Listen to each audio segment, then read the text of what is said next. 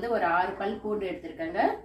அப்புறமா வந்து ஒரு சின்னதாக ஒரு இஞ்சி எடுத்துருக்கேன். 3 பச்சை மிளகாய். இது எல்லாமே போட்டு நம்ம மிக்சியில் அரைச்சி எடுத்துக்கலாம். இந்த மாதிரி பேஸ்ட்டாக அரைச்சி எடுத்தாச்சுங்க. கொஞ்சம் கடுகு போட்டுக்கிறேன். கொஞ்சம் கருவேப்பிலை போட்டுக்கலாம். கொஞ்சமாக கரம் மசாலா போட்டுக்கிறேன். கொஞ்சமாக மஞ்சள் போட்டுக்கலாம். இதெல்லாம் போட்டு நல்லா கலந்து விட்டுக்கலாம். தேவையான அளவு உப்பு போட்டுக்கலாம். அவ்வளோதாங்க, நம்மளுக்கு பச்சை வாசனை போயிடுச்சு. நம்ம ஸ்டவ் ஆஃப் பண்ணிக்கலாம். நம்ம இதில் எல்லாமே போட்டு நல்லா கலந்து விட்டுக்கலாங்க. அவ்வளோதாங்க, உருளைக்கிழங்கு நம்ம அந்த மசாலாலாம் போட்டு ஒன்றா கலந்து வச்சாச்சுங்க. இப்போ இருக்கட்டும், இதை அப்படியே நம்ம பஜ்ஜி மாவு கலந்துக்கலாம். நான் 1.5 கப் கடலை மாவு போட்டிருக்கேங்க. 1/4 கப் அரிசி மாவு போட்டுக்கிறேன், பச்சரிசி மாவு. இதுக்கு தேவையான அளவு சால்ட்டு போட்டுக்கிறேன்.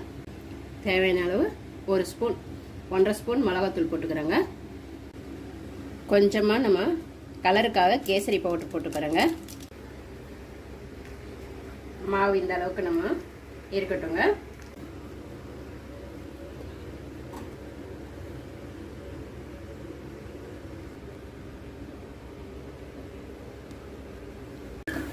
அவ்வளோதாங்க, நம்மளுக்கு சூப்பரான உல்டா வடைப்பாவு.